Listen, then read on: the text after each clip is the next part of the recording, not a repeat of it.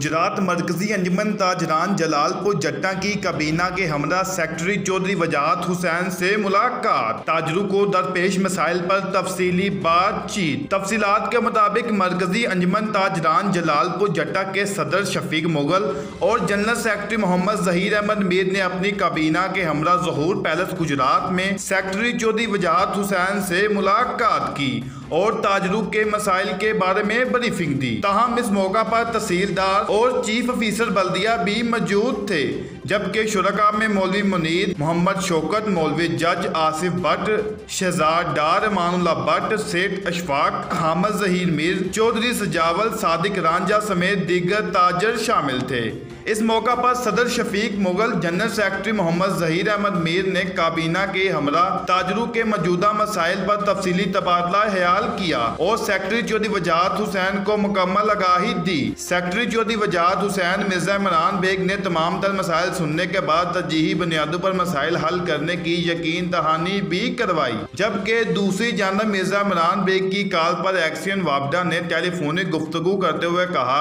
जलालपुर जट्टा में वापडा के मसाइल को फौरी तौर पर हल किया जाएगा, जबकि चीफ ऑफिसर और तहसीलदार को भी मुतलका मसाइल के बारे में ब्रीफिंग दी गई, जिस पर उन्होंने मुकम्मल तावन की यकीन दहानी करवाई और मुश्तरका बयान में कहा कि ताजरों के मसाइल को मेरिट पर हल किया जाएगा।